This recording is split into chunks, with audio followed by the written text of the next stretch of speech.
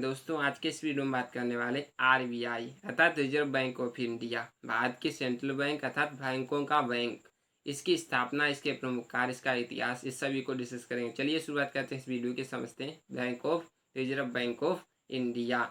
हमारे पास टॉपिक है reserve bank of India अर्थात आरबीआई। इसकी स्थापना 1 अप्रैल 1935 को हुई है। इसका इतिहास क्या रहा है और इसकी क्या प्रमुख कार्य हैं, आइए समझते हैं। रिजर्व बैंक आरबीआई की फुल फॉर्म होती है रिजर्व बैंक ऑफ इंडिया।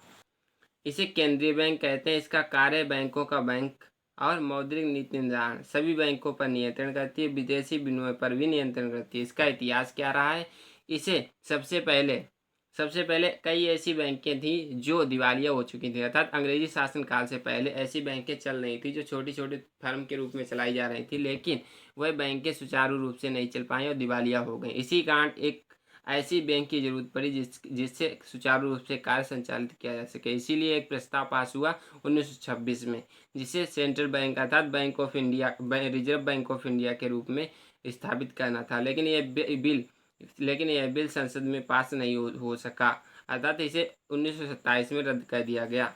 इसके बाद इसी पर विचार विमर्श हुआ एक बार फिर से। 1933 में नया बिल लाया गया। 1933 में इसका बिल जो 1934 में जाकर एक कानून का रूप धारण कर लिया।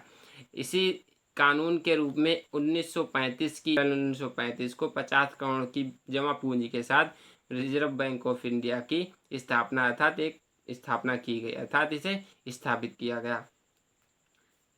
अब इसके क्या उद्देश्य हैं, इसको समझते हैं। रिजर्व बैंक ऑफ इंडिया के उद्देश्य मुद्रा बाजार में संतुलन, विदेशी विनिमय पर नियंत्रण, नकद कोषों का निर्धारण, मौद्रिक नीतियों का समाकलन, बैंकों की स्थापना, साख नियंत्रण और सरकार का वित्तीय सलाहकार के रूप में कार्य करती है। आइए इसके कुछ कार्य समझते हैं। इसके प्रमुख कार्य हैं मौद्रिक नीति निर्धारण, बैंकों तथा गैर बैंकिंग संस्थाओं का संचालन तथा नियंत्रण, और 3rd नंबर का कार्य है सभी बैंकों को ऋण देना। वहीं 4th नंबर का कार्य सरकार का बैंकर।